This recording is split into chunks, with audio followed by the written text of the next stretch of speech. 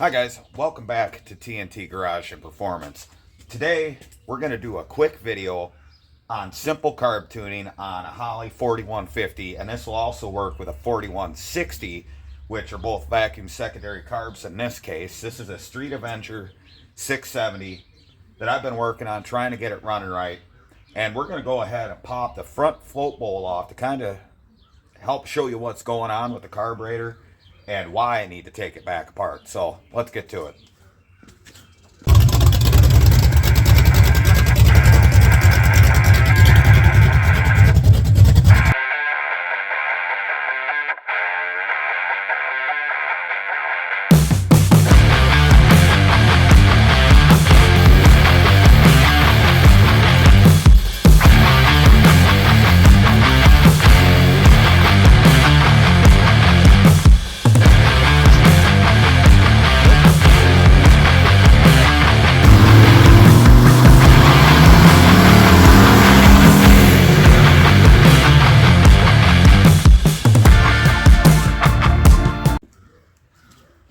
Alright, before we start tuning on this carburetor, I have to take the front float bowl off and figure out our accelerator pump, which gives you squirts of fuel for fuel enrichment on tip and throttle. We're having an issue with that. It's not squirting at all.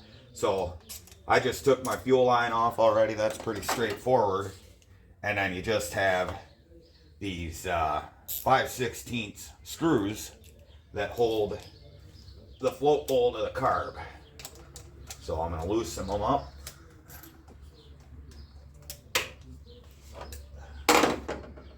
And then there's going to be fuel in the float bowl. So I always take a bottom screw out and drain the fuel into a cup, which it'll just about fill one of these. There we go.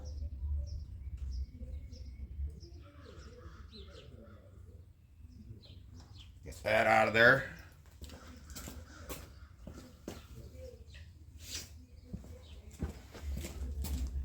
Now we can continue taking the rest of the screws out.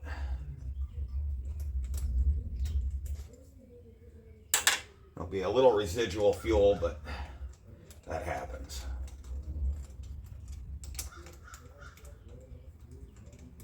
All right. Get our screws out. Don't lose your gaskets that go on the screws. And then just a light tap to break the float bowl free. Be careful not to tear your gasket. These are reusable. You just don't want to tear them. Alright, so now we got our float bowl out. Here's our accelerator pump, and of course you got the float needle and seats up top. This is what controls your fuel coming in through the fuel line. So we're going to get this accelerator pump off, and I'm going to show you something once I find my screwdriver.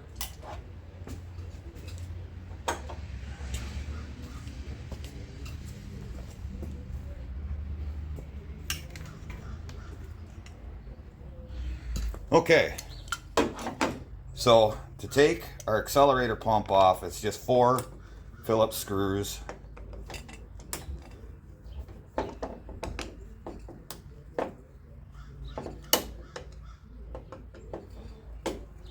There we go. Now we can run all these screws out.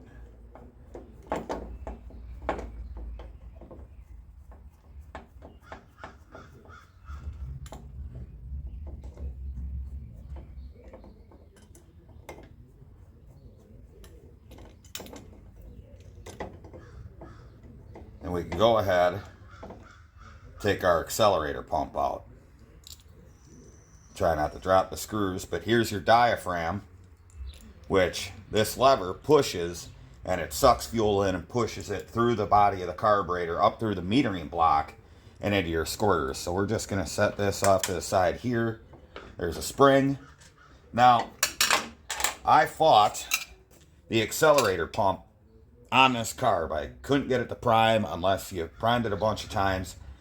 And when I got the carb, it was assembled. Rebuilt, in fact. And I kept taking it apart and looking at it, and something just didn't look right. Now, you guys that know, you know. But if you don't, or like me, I haven't dealt with a Holley in about 10 years, there's a critical part inside here that is missing that you need to have a proper functioning accelerator pump. And that is a check valve that goes in here. It'll pull fuel through these two outer holes and then push it through here into the carburetor. And we're missing that check valve, and I got a couple.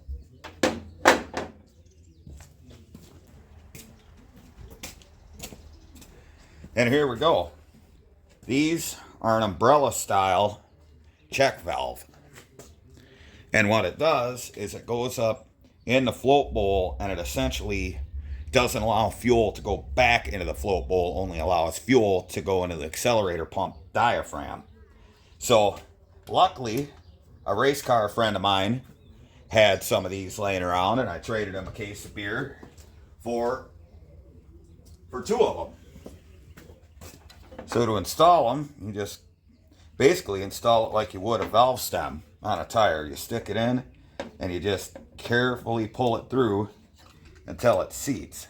You know, being careful not to, yank it all the way through and rip the stem off. So that's all it takes to install that. And now we should have a functioning accelerator pump. Now we can go ahead and throw our float bowl back on. Be sure when you're putting the float bowl back on to lift your lever here. Let me move you so you can see.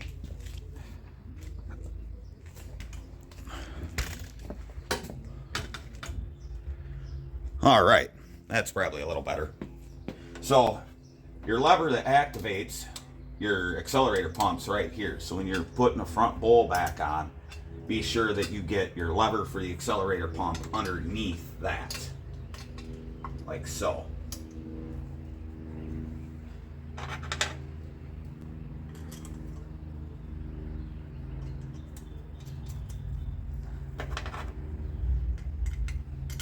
Put our screws back in.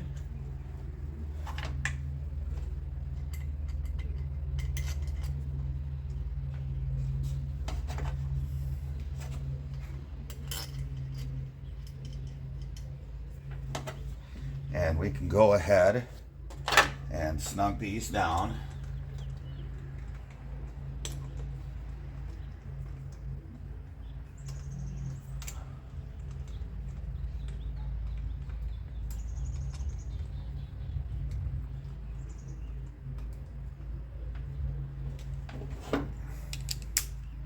Now when tightening your float bowl down, you clearly don't want to over tighten it, so you don't want to strip the body of the carburetor, so just work your way around.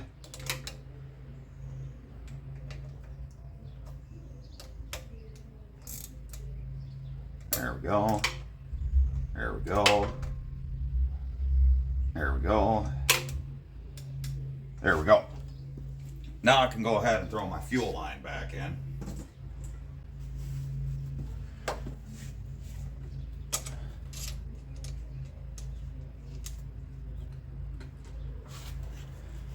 And we'll snug that down.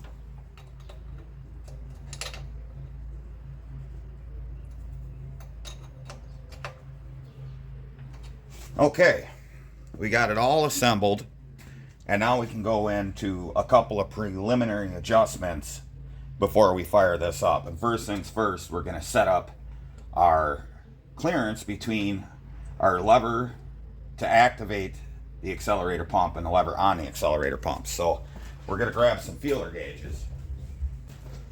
Okay, now on a Holley, you want about 15 thousandths of clearance when you have the throttle fully stroked.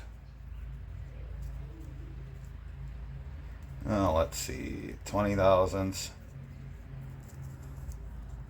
12, 11, 10, 10, 9. These are not in order at all. Oh, got a bunch more back here. 18, a little sticky. 13, 19. Am I seriously missing a 15 out of this? Nope, there it is. Sorry, and stuck together, oil and stuff. Anyway, so you want 15,000 feeler gauge, and you want to, I'm going to try and get over on that side so you guys can see this.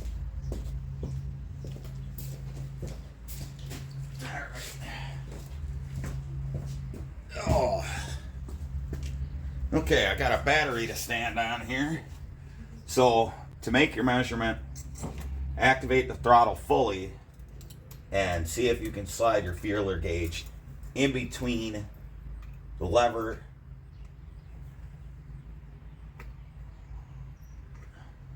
it's a little tight, but actually that's set up pretty good. You want a little bit of tension, and you want to actually watch this arm on the accelerator pump move a little bit. You don't want to have to jam it in there, and it shouldn't just slide in. So that's proper adjustment on the accelerator pump. Now we've got no fuel in the float bowl, so we'll have to crank this a little bit, but we'll go ahead and tinker with the carb screws. Okay. Now hopefully you guys can see where I'm going here, but we're going to start with our idle circuit screws. Now these are air bleeds for the most part. They simply control the amount of air going through the idle circuit. So I'm going to verify where I'm at as far as turns out. So I'm going to run it in, counting the turns, and I always count by half turns. So there's half, one half, two turns. So probably a little lean, so I'm going to bring it back out 1.5 turns. So half, 1.5, and then repeat the process on the other side.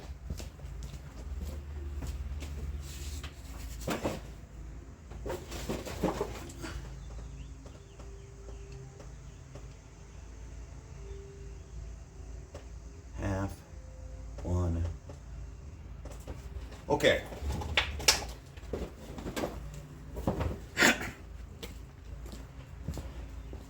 Now the big thing to remember when you're running those screws back into seat is don't crank them once they're seated. Just a light touch. You don't have to turn them in any further than that, because you don't want to mess up the seat inside the metering block. And of course on a vacuum secondary, even with a metering block back here, it's only primary circuit idle. Double pumper would have another set of screws back here. Same principle for front and rear. So next thing we're going to do is we're going to hook up a vacuum gauge. So you want to go to manifold vacuum, which typically your brake booster, something like that. You don't want to go like a Venturi vacuum or anything like that. So we got our vacuum gauge here, and we'll see if we can get this old girl fired up and see if the squirter works first and foremost. So I'm going to get some fuel in the bowl and then check for squirt.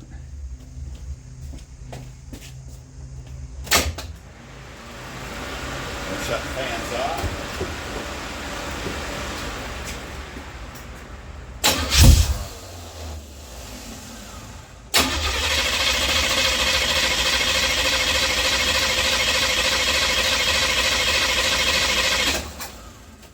All right, should have fuel in the float bowl.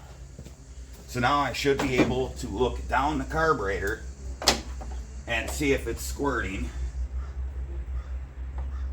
No real fuel leaks. We got squirt. She should fire off.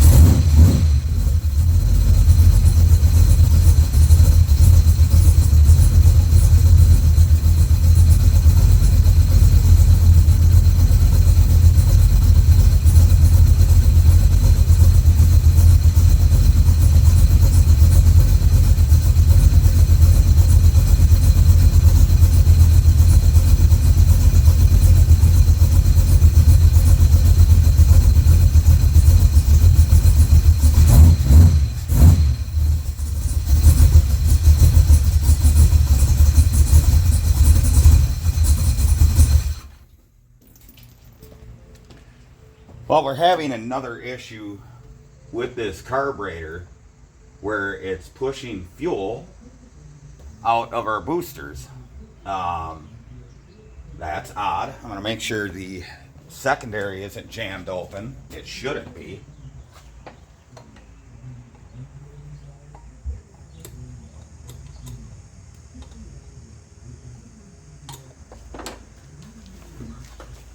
Have a look down the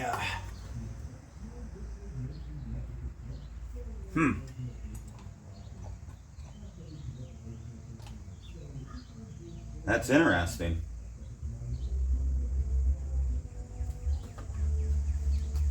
Okay.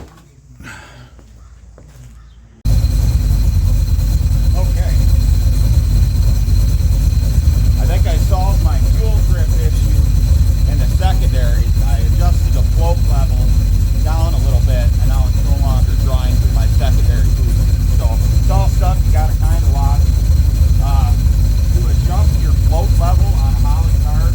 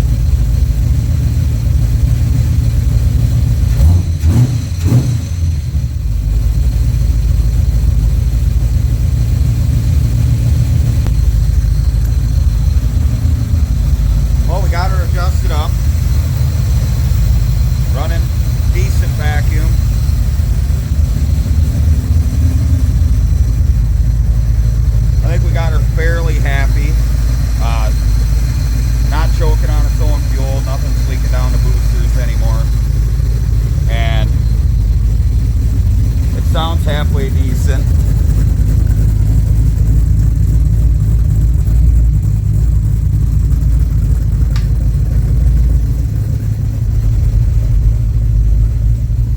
Alright, our temp's still running good. Great oil pressure. Idling right around that 850 mark. That's better than it's ever run. No hesitation.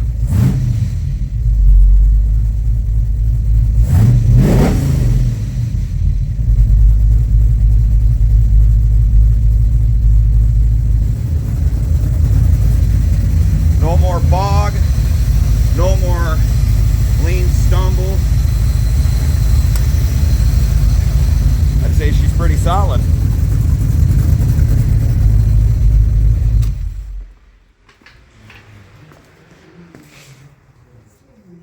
Ow! Screwdriver in my butt. Alright, let's try the restart test.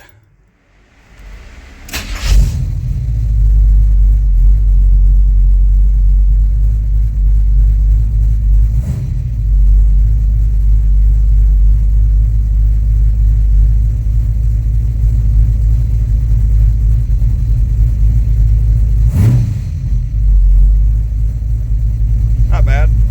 Cool. Alright, so we got our carburetor tuned to where I think it's pretty good, using our vacuum gauge and doing a couple adjustments. It'd be more beneficial to do it with the air cleaner on, but this is a drop base air cleaner and I can't barely get to those screws. I'm going to put a higher base on it eventually, but for right now it suits our needs. So the true test to see if our idle speed's right, if our mixture's right, is fire it up and see how it reacts in gear.